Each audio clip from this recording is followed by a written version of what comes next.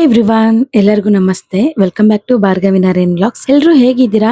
ಎಲ್ಲರೂ ಚೆನ್ನಾಗಿದ್ದೀರಾ ಅಂತ ಅನ್ಕೊಳ್ತಾ ಇದ್ದೀನಿ. ಇವತ್ತಿನ ಒಂದು ಚಿಕ್ಕ ವ್ಲಾಗ್ ಬಂದು day in my life vlog ನ ನಿಮ್ಮ ಹತ್ರ ಶೇರ್ ಮಾಡ್ಕೊಳ್ತಾ ಇದ್ದೀನಿ. ನಮ್ಮ ಅತ್ತೆಯವ್ರ ಊರಿಗೆ ಬಂದು ತುಂಬಾ ತಿಂಗಳೇ ಆಗೋಗ್ಬಿಟ್ಟಿತ್ತು. ಸೊ ನಿನ್ನೆ ಅಷ್ಟೇ ನಮ್ಮ ಅಣ್ಣನ ಮಗನ ನಾಮಕರಣ ಎಲ್ಲ ಮುಗೀತಲ್ವಾ. ಇನ್ನ ನೈಟ್ ಊಟ ಮುಗಿಸ್ಕೊಂಡು ಅವ್ರ ಹತ್ರ ಮಾತಾಡ್ಕೊಂಡು ನೈಟೇ ಹೊರಟ್ವಿ. ನಮ್ಮ ಅತ್ತೆಯವ್ರ ಊರಿಗೆ ಬಂದಿದ್ದೀವಿ. ಅಂಡ್ ಬೆಳಗ್ಗೆನೆ ಬೇಗ ಇದ್ದಿರೋದ್ರಿಂದ ಸ್ವಲ್ಪ ನಮ್ಮ ಅತ್ತೆ ರಂಗೋಲಿನ ಬಿಡಿಸ್ತೀನಿ ಒಂದ್ಸಲ ನೋಡ್ಕೊ ಅಂತ ಹೇಳ್ತಿದ್ರು. ಯಾಕಂದ್ರೆ ನಮ್ಮ ಅತ್ತೆ ಬಿಡಿಸೋ ರಂಗೋಲಿ ನನ್ಗಂತೂ ಬರೋದೇ ಇಲ್ಲ. ಚುಕ್ಕಿ ರಂಗೋಲಿ ಅಂತ ಸ್ವಲ್ಪ ಹೊತ್ತು ಮ್ಯಾನೇಜ್ ಮಾಡ್ತೀನಿ ಹೊತ್ತು. ನಮ್ಮ ಅತ್ತೆ ರಂಗೋಲಿ ಅಂತೂ ಬಿಡಿಸೋದಕ್ಕೆ ಬರಲ್ಲ, ಯಾಕಂದ್ರೆ ಅಷ್ಟು ದೊಡ್ಡದಾಗಿ ಬಿಡಿಸ್ತಾ ಇರ್ತಾರೆ.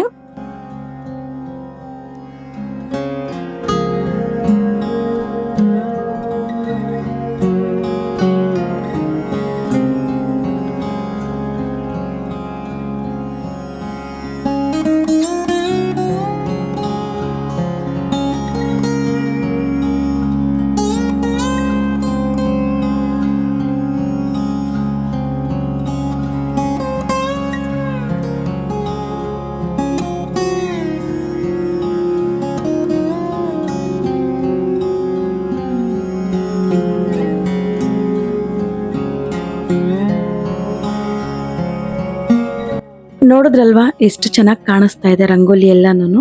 ದೇವಸ್ಥಾನಗಳ ಮುಂದೆ ಅಂತೂ ಈ ತರ ರಂಗೋಲಿನ ಬಿಟ್ಬಿಟ್ರೆ ತುಂಬಾ ಚೆನ್ನಾಗಿ ಕಾಣಿಸ್ತಾ ಇರುತ್ತೆ. ನಾವು ಚಿಕ್ಕ ವಯಸ್ಸಿನಲ್ಲಿದ್ದಾಗ ನಮ್ಮ ಅತ್ತೆ ಸಗಣಿಯಲ್ಲೆಲ್ಲ ಸಾರಿಸಿ ಮನೆ ಮುಂದೆ ಈ ತರ ರಂಗೋಲಿನ ಬಿಡಿಸ್ತಾ ಇದ್ರು. ಅವಾಗ ನೋಡೋದಕ್ಕೇನೆ ಒಂಥರ ಚಂದ, ಯಾಕಂದ್ರೆ ಮನೆ ಮುಂದೆ ಸಗಣಿಯಲ್ಲೆಲ್ಲ ಸಾರಿಸಿ ರಂಗೋಲಿನ ಬಿಟ್ರೆ ಏನೋ ಒಂಥರ ಪಾಸಿಟಿವ್ ವೈಬ್ಸ್ ಅನ್ನೋದು ಮನೆಯೊಳಗಡೆ ಬರ್ತಿದೆ ಅನ್ನೋ ತರ ಫೀಲ್ ಕೊಡ್ತಾ ಇರುತ್ತೆ. ಇನ್ನು ಹಳ್ಳಿ ಮನೆಗಳಂತೂ ಹೇಳೋದೇ ಬೇಕಾಗಿಲ್ಲ, ಯಾಕಂದ್ರೆ ಬೇಸಿಗೆ ಕಾಲದಲ್ಲಾಗಿರ್ಲಿ ಮಳೆಗಾಲದಲ್ಲಾಗಿರ್ಲಿ ಒಳಗಡೆ ಏನೋ ಒಂಥರ ಕೂಲಿಂಗ್ನೆಸ್ ಅನ್ನೋದು ಮನೆಯೊಳಗಡೆ ಸಿಗ್ತಾ ಇರುತ್ತೆ. ಹಳ್ಳಿಯಲ್ಲಿ ಒಂದೇ ಒಂದು ಫ್ಯಾನ್ ಮೇಂಟೈನ್ ಮಾಡ್ತಾರೆ ಹೊತ್ತು AC ಬೇಕು ಕೂಲರ್ ಬೇಕು ಅಂತ ಅನ್ಕೊಳ್ಳೋದೇ ಇಲ್ಲ. ಇನ್ನು ನಮ್ಮತ್ತೆಯವರು ಫಸ್ಟ್ ಒಂದು ಬಾಡಿಗೆ ಮನೇಲಿ ಇದ್ರು. ನಮ್ಗಂತೂ ತುಂಬಾ ಇಷ್ಟ ಆಗಿತ್ತು ಆ ಮನೆ ಅಂತೂ, ಯಾಕಂದ್ರೆ ಅದು ಫುಲ್ಲು ಜಂತಿಗೆ ಮನೆ. ಮುಂದ್ಗಡೆ ಒಂದು ಡೋರ್ ಇತ್ತು, ಹಿಂದ್ಗಡೆ ಒಂದು ಡೋರ್ ಇತ್ತು. ಎರಡು ಬಾಗಿಲನ್ನು ಓಪನ್ ಮಾಡಿ ಮಧ್ಯಾಹ್ನದಲ್ಲಿ ಮಲ್ಕೊಂಡ್ಬಿಟ್ರೆ ತಣ್ಣಗೆ ಗಾಳಿ ಬೀಸ್ತಾ ಇತ್ತು. ತುಂಬಾ ಚೆನ್ನಾಗಿತ್ತು ನಮ್ಗ ಮನೆ. ಆ ಮನೆಯಲ್ಲಿ ಬಾಡಿಗೆಗೆ ಇದ್ದಿದ್ದು ನಮ್ಮ ಅತ್ತೆಯವರು. ಇನ್ನು ಅಲ್ಲಿ ದೇವಸ್ಥಾನ ಕಟ್ತಿರೋದ್ರಿಂದ ಅಲ್ಲಿರೋ ಶಿವಲಿಂಗನ ತಗೊಂಡೋಗಿ ಆ ಮನೇಲಿ ಇಟ್ಟಿದಾರಂತೆ. ಸೊ ಅದರಿಂದ ಅಲ್ಲಿಂದ ಖಾಲಿ ಮಾಡ್ಕೊಂಡು ಬಂದು ಇನ್ನೊಂದು ಮನೆಗೆ ಬಂದಿದ್ದಾರೆ. ಅಂಡ್ ಇಲ್ಲಿ ಬಂದ್ರೆ ನಳಿನಾಗೆ ಇವತ್ತು ಕಾಲೇಜಲ್ಲಿ ಫಂಕ್ಷನ್ ಇರೋದ್ರಿಂದ ಸ್ಯಾರಿ ಉಡ್ಸ್ಕೊಂತಾ ಇದ್ದಾಳೆ ರೇಣುಕೈಯಲ್ಲಿ. ರೇಣು ಅಂತೂ ತುಂಬಾ ಚೆನ್ನಾಗಿ ಸ್ಯಾರಿನೆಲ್ಲ ಉಡಿಸ್ತಾಳೆ. ಸ್ಯಾರಿ ಪ್ಲೀಟಿಂಗ್ ಅಷ್ಟೇ ಚೆನ್ನಾಗಿ ಮಾಡ್ಕೊಂತಾಳೆ. ನಾನು ಮನೆಯಲ್ಲಿ ಏನಾದ್ರು ಫಂಕ್ಷನ್ ಇದ್ರೆ ಒಂದಿನ ಮುಂಚೆನೆ ಸ್ಯಾರಿ ಪ್ಲೀಟಿಂಗ್ ಎಲ್ಲ ಮಾಡ್ಕೊಂಡು ಹೋಗ್ತೀನಿ. ಅಂಡ್ ಇಲ್ಲಿ ಬಂದ್ರೆ ನಮ್ಮ ಅತ್ತೆ ಸಾಂಬಾರ್ನ ಮಾಡ್ತಾ ಇದ್ದಾರೆ. ಬೆಳಗ್ಗೆನೆ ಸಾಂಬಾರ್ನ ಮಾಡಿ ಇಟ್ಬಿಡ್ತಾರೆ, ಯಾಕಂದ್ರೆ ನಮ್ಮ ಅತ್ತೆ ಕೆಲ್ಸಕ್ಕೆ ಹೋಗ್ತಾರಲ್ವಾ. ಸೊ ಅದರಿಂದ ಬೆಳಗ್ಗೆನೆ ಮಾಡ್ಬಿಡ್ತೀನಿ ಅಂತ ಹೇಳ್ತಿದ್ರು. ಇನ್ನ ಇವತ್ತು ನಾವು ಬಂದಿರೋದ್ರಿಂದ ನಮ್ಮ ಅತ್ತೆ ಇವತ್ತು ರಜಾ ಹಾಕಿದ್ದಾರೆ ಸ್ಕೂಲ್ಗೆ. ಇನ್ನ ನಳಿನ ಕಾಲೇಜ್ಗೆ ಹೋಗ್ತಾಳಲ್ವಾ, ತಿನ್ಬಿಟ್ಟು ಹೋಗ್ತಾಳೆ ಅಂತೇಳಿ ಸಾಂಬಾರ್ನೆಲ್ಲ ಮಾಡಿದ್ರು. ಇನ್ನು ಸಾಂಬಾರ್ ಒಂದ್ ಕಡೆ, ರೈಸ್ ಒಂದ್ ಕಡೆ. ಇನ್ನು ಸಾಂಬಾರ್ ಪುಡಿ ಖಾಲಿ ಆಗಿತ್ತು, ಸಂಜೆ ಮಾಡ್ಕೊಳ್ಬೇಕು ಅಂತ ಹೇಳ್ತಾ ಇದ್ರು. ಸಾಂಬಾರ್ ಪುಡಿಗೆ ಐಟಮ್ಸ್ ಎಲ್ಲ 2 days ಇಂದನೇ ತಗೊಂಡ್ಬಂದು ಬಿಸಿಲಲ್ಲೆಲ್ಲ ಒಣಗಿಸ್ಬಿಟ್ಟಿದ್ರು. ಮೆಣಸಿನ್ಕಾಯಿ ಅಂತೆ, ಧನಿಯಾ ಅಂತೆ, ಇನ್ನು ಬೇರೆ ಬೇರೆ ಐಟಮ್ಸ್ನೆಲ್ಲ ಬಿಸಿಲಲ್ಲೆಲ್ಲ ಒಣಗಿಸಿದ್ರು. ಇನ್ನು ಸಂಜೆ ಅದು ತೋರಿಸ್ತೀನಿ, ಯಾರು ಸ್ಕಿಪ್ ಮಾಡದೆ ನೋಡ್ತಾನೆ ಇರ್ರಿ. ಇನ್ನು ನಾವಮ್ಮ ಇಲ್ಲಿ ಬೆಳಗ್ಗೆನೆ ಇಲ್ಲಿ ಟೀ ಮಾಡ್ಕೊಳ್ತಾ ಇದಾರೆ. ಇನ್ನು ನಾವಮ್ಮ ಟೀ ಮಾಡಿ ನನಗೂ ಸ್ವಲ್ಪ ಕೊಟ್ರು. ನಾನು ಜಾಸ್ತಿ ಟೀ ಕುಡಿಯಕ್ಕೆ ಹೋಗಲ್ಲ, ಬೇಡ ಅಂದೆ. ಸ್ವಲ್ಪನೇ ಮಾಡಿರೋದು ತಗೋ ಅಂತೇಳಿ ನನಗೂ ಸ್ವಲ್ಪ ಟೀ ಕೊಟ್ರು. ಇನ್ನು ಕುಡಿದ್ಬಿಟ್ಟು ಸ್ವಲ್ಪ ಹೊತ್ತಾದ್ಮೇಲೆ ತಿಂಡಿನ ತಿನ್ಕೊಂಡ್ವಿ. ಇನ್ನು ಕರೆಂಟ್ ಹೋಗಿರೋದ್ರಿಂದ ನನ್ನ ಫೋನಲ್ಲಿ ಚಾರ್ಜಿಂಗ್ ಇರಲಿಲ್ಲ, ಅದರಿಂದ ಕಂಟಿನ್ಯೂ ಮಾಡೋಕ್ಕಾಗಿಲ್ಲ ಮಧ್ಯಾಹ್ನ. ಇನ್ನು ಸಂಜೆ ಆಗಿ ನಮ್ಮ ಅತ್ತೆ ಇಲ್ಲಿ ಸಾಂಬಾರ್ ಪುಡಿ ಮಾಡೋದಕ್ಕೆ ಔಟ್ಸೈಡ್ ಬಂದು ಎಲ್ಲ ಹುರ್ಕೊಳ್ತಾ ಇದ್ದಾರೆ. ಕಡಲೆಬೇಳೆ, ಉದ್ದಿನಬೇಳೆ, ಧನಿಯಾ, ಜೀರಿಗೆ, ಸಾಸಿವೆ, ಒಣಮೆಣಸಿನ್ಕಾಯಿ, ಇನ್ನೂ ಬೇರೆ ಬೇರೆ ಎಲ್ಲ ಹಾಕಿ ಹುರ್ಕೊಳ್ತಾ ಇದ್ದಾರೆ. ಒಳಗಡೆ ಮಾಡೋದಕ್ಕಾಗಲ್ಲ, ಯಾಕಂದ್ರೆ ಚಿಕ್ಕ ಮನೆ ಅಲ್ವಾ, ಎಲ್ಲ ಹುರ್ಕೊಂಡು ಇಟ್ಕೊಳ್ಳೋದಕ್ಕಾಗಲ್ಲ ಅಂತೇಳಿ ಔಟ್ಸೈಡ್ ಈ ತರ ಒಲೆನ ಅಂಟಿಸ್ಕೊಂಡ್ಬಿಟ್ಟು ಎಲ್ಲ ರೆಡಿ ಮಾಡ್ಕೊಳ್ತಾ ಇದ್ದಾರೆ.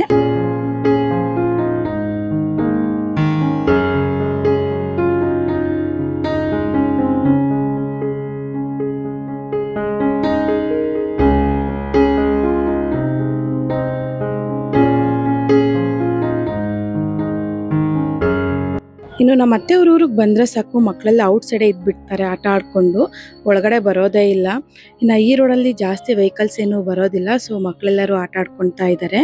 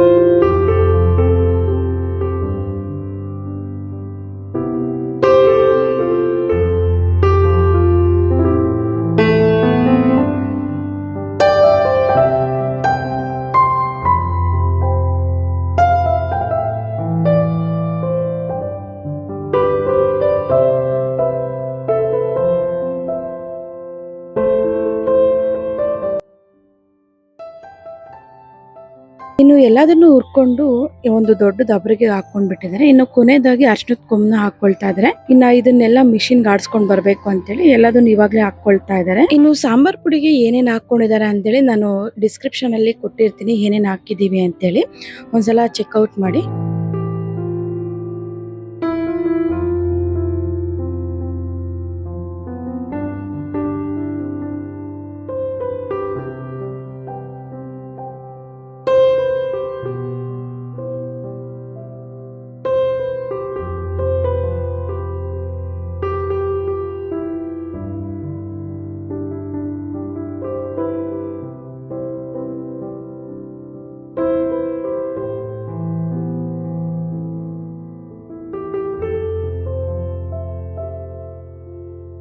ಇನ್ನು ಹುರ್ಕೊಂಡಿರೋದೆಲ್ಲ ಒಂದು ಬಾಕ್ಸ್ಗೆ ಹಾಕಿ ಕೊಟ್ಟು ಕಳ್ಸಿದ್ರು. ಇನ್ನು ಇವತ್ತು ಊರಲ್ಲಿ ಹಬ್ಬ ಇರೋದ್ರಿಂದ ಎಲ್ಲ ಆರತಿಗಳೆಲ್ಲ ಮಾಡ್ತಾ ಇದ್ರು. ಆ ದೇವ್ರ ಮೆರವಣಿಗೆಗೆ ಬಂದಿತ್ತು. ಸೊ ನಾವಿಲ್ಲಗ್ ಬಂದು ನಿಂತ್ಕೊಂಡಿದೀವಿ ಎಲ್ರು. ತುಂಬಾ ವರ್ಷಗಳಾದ್ಮೇಲೆ ಊರಿನಲ್ಲಿ ಈ ತರ ಹಬ್ಬನ ಇಟ್ಕೊಂಡಿದ್ರಂತೆ. ಇನ್ನ ನಮ್ಮತ್ತೆಯವರು ಮಾಡೋದಕ್ಕಾಗಿಲ್ಲ, ಯಾಕಂದ್ರೆ ನಮ್ಮ ಮಾವ ಅವರು ರೀಸೆಂಟ್ ಆಗಿ ತೀರ್ಕೊಂಡ್ರಲ್ವಾ. ಸೊ ಹಬ್ಬ ಮಾಡೋ ಹಂಗಿಲ್ಲ ಅಂತ ಹೇಳಿದ್ರು. ಇನ್ನ ಊರಲ್ಲೇ ಈ ತರ ಆರತಿಗಳನ್ನೆಲ್ಲ ಎತ್ಕೊಂಡು ಹೋಗ್ತಾ ಇದ್ದಾರೆ. ನೋಡಿ ಎಷ್ಟು ಚೆನ್ನಾಗಿ ಕಾಣಿಸ್ತಾ ಇದಾವೆ. ತುಂಬಾ ಚೆನ್ನಾಗಿ ಅಲಂಕಾರ ಎಲ್ಲ ಮಾಡಿದ್ರು ಆರತಿಗಳಿಗೆ. ನೋಡಿ ಒಂದೊಂದು ಡಿಸೈನ್ ಒಂದೊಂದ್ ತರ ಇದಾವೆ. ತುಂಬಾ ಚೆನ್ನಾಗಿ ಮಾಡ್ಕೊಂಡ್ ಬಂದಿದ್ರು. ನಾವ್ ಅದನ್ನೇ ನೋಡ್ಕೊಂಡು ನಿಂತ್ಕೊಂಡಿದ್ವಿ. ಯಾರು ಚೆನ್ನಾಗಿದೆ ಅಂತೇಳಿ ನಾನು, ರೇಣು ಮತ್ತೆ ನಳಿನ 3 ಜನನು ಮಾತಾಡ್ಕೊಳ್ತಾ ಇದ್ವಿ. ಅಂಡ್ ಈ ಕಡೆ ಬಂದು ಕನಕಾಂಬರ ಮತ್ತೆ ವೈಟ್ ಕಲರ್ದು ಹೂವು ಹಾಕಿದಾರಲ್ವ, ಅದು ಚೆನ್ನಾಗಿದೆ ಅಂತೇಳಿ ನಾನು ಹೇಳ್ತಾ ಇದ್ದೆ. ನಳಿನ ಇಟ್ಕೊಂಡು ಈ ಲಾಸ್ಟ್ದು ವೈಟ್ ಮತ್ತೆ ರೆಡ್ ಇದೆ ಅಲ್ವಾ, ಅದು ಚೆನ್ನಾಗಿದೆ ಅಂತೇಳಿ ನೋಡ್ತಾ ಇದ್ವಿ. ಒಬ್ಬೊಬ್ರು ಒಂದೊಂದ್ ತರ ಮಾಡ್ಕೊಂಡ್ ಬಂದಿದ್ರು. ಎಲ್ಲ ನೋಡ್ಕೊಂಡು ನಿಂತ್ಕೊಂಡಿದ್ವಿ ಎಲ್ರು.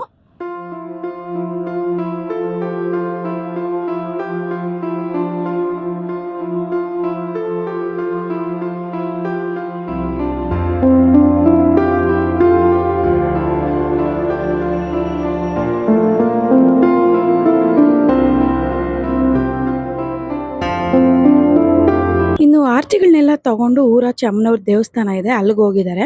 ಇನ್ನು ನೈಟ್ ಕಂಟಿನ್ಯೂ ಮಾಡೋದಕ್ಕಾಗಿಲ್ಲ, ಇದು ಮಾರ್ನಿಂಗು. ಇನ್ನು ನೈಟ್ ಮಿಷಿನ್ಗೆಲ್ಲ ಆಡಿಸ್ಕೊಂಡು ಬಂದ್ರಲ್ವ, ಇವಾಗ ದಬರ್ಗೆಗೆ ತಗೊಳ್ತಾ ಇದ್ದಾರೆ. ನೋಡಿ ಎಷ್ಟೊಂದು ಸಾಂಬಾರ್ ಪುಡಿ ಆಗೋಗ್ಬಿಟ್ಟಿದೆ. ಒಂದು ವರ್ಷಕ್ಕೆ ಎಷ್ಟು ಬೇಕೋ ಅಷ್ಟನ್ನ ರೆಡಿ ಮಾಡ್ಕೊಂಡು ಇಟ್ಕೊಬಿಡ್ತಾರಂತೆ ನಮ್ಮತ್ತೆ.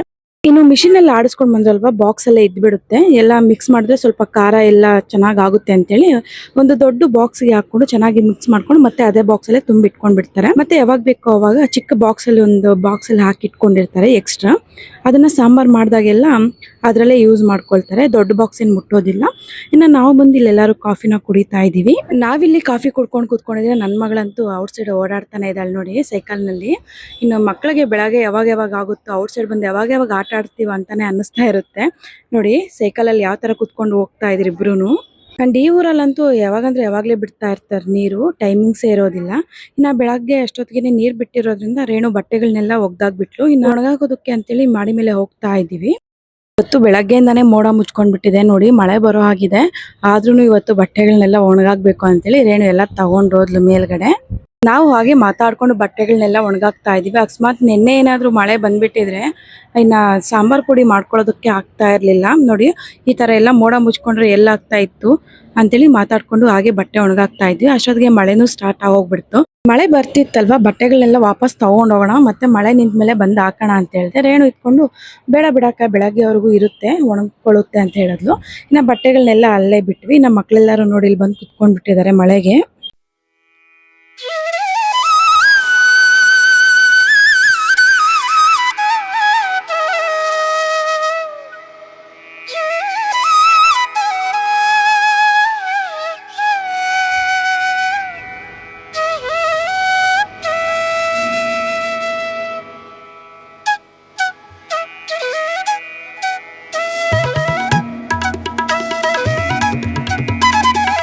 ಇನ್ನು ಮಳೆ ಎಲ್ಲ ನಿಂತ ಮೇಲೆ ನಾನು ಸ್ನಾನ ಮಾಡ್ಕೊಂಡೆ. ಇನ್ನೇನು ಮಧ್ಯಾಹ್ನದಿಂದ ಹೊರಡೋಣ ಅಂತೇಳಿ ಅಷ್ಟೊತ್ತಿಗೆ ತಿಂಡಿ ಎಲ್ಲ ರೆಡಿ ಆಗಿತ್ತು. ಇನ್ನು ತಿಂಡಿ ಮಾಡ್ಕೊಂಡು ಹೊರಡೋಣ ಅಂತೇಳಿ ಅಂದ್ಕೊಂಡು ತಿಂಡಿ ಮಾಡ್ಕೊಳ್ತಾ ಇದ್ವಿ. ಯಾಕಂದರೆ ಇವತ್ತು ಊರಿಗೆ ಹೊರಡಬೇಕು. ಇನ್ನು ರೇಣು ಅವ್ರ ಊರಿಗೆ ಹೋಗ್ಬಿಟ್ಟು ಹಂಗಿಂದ ನನಗೆ ನಮ್ಮ ಮನೆಗೆ ಹೋಗೋಣ ಅಂತ ಅಂದ್ಕೊಂಡ್ವಿ.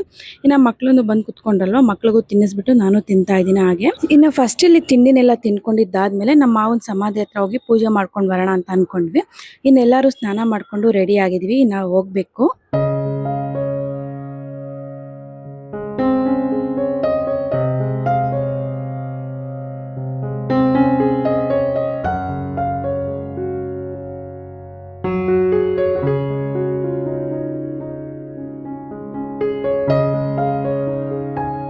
ಸಮಾಧಿ ಹತ್ರ ಬಂದು ಪೂಜೆನೆಲ್ಲ ಮುಗಿಸ್ಕೊಂಡು ಇನ್ನೇನು ರಿಟರ್ನ್ ಮನೆಗೆ ಹೋಗ್ತಾ ಇದ್ದೀವಿ. ಇನ್ನು 4 o'clockಗೆ ಬಸ್ ಇರೋದ್ರಿಂದ ಇನ್ನು ನಿಧಾನವಾಗಿ ಹೋಗೋಣ ಅಂಥೇಳಿ ಇನ್ನೇನು ಇಲ್ಲಿಂದ ಹೊರಟ್ವಿ.